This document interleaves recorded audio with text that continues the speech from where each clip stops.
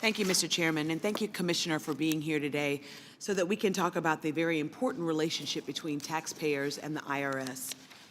Tax seasons can be very stressful for millions of American families and small businesses, and I'm happy that we're taking important steps today to highlight tax filing experiences that have resulted in a more sensible, fair, and more efficient process.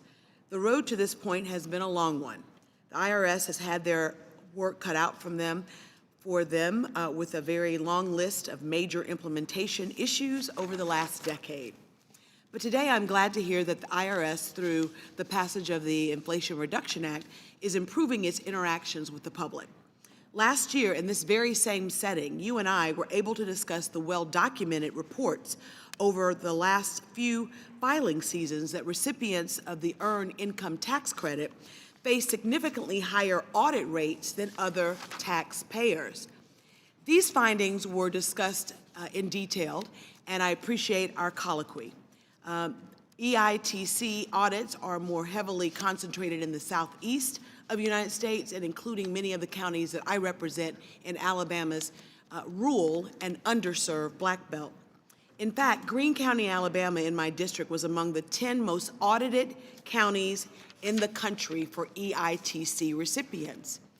And I venture to guess that the median income for a family of 4 in Greene County is less than $30,000 a year.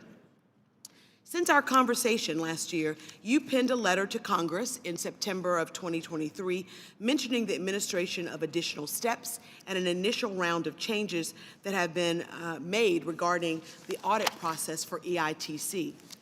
I do believe accountability is a direct result of transparency, and with that, the opportunity to ask you whether or not this initial round of changes that you highlighted in the letter to Congress has resulted in less audits on underserved communities.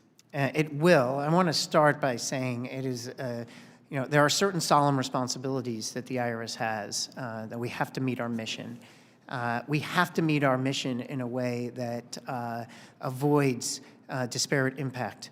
And in this case, there was evidence that our audits in Earned Income Tax Credit was having a disparate impact on Black taxpayers. And we have to first acknowledge it, and now we have to fix it. And one of the significant things that independent study reported was driving the disparity was the volume of EITC audits. So one of the key things we've announced is a significant and dramatic reduction in the number of EITC audits planned for this coming tax year as a way to address it. We also are testing changes in the audit selection algorithm that we have a hypothesis will remediate the disparate impact that has been occurring.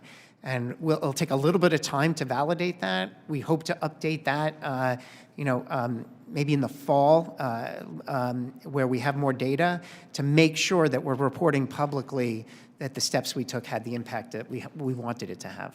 Well, I will definitely be awaiting such a report. I think it's really important that we don't target certain populations, especially those that are underserved populations, and for something as important but not often claimed like the Earned Income Tax Credit. So I look forward to working with you in any way I can to help address this issue. As you rightfully said, it is disproportionately affecting African American taxpayers, and it really is unacceptable in this day and age. So I thank you for your candor, and I look forward to working with you to see if we can reduce those numbers. Thank you, Congresswoman.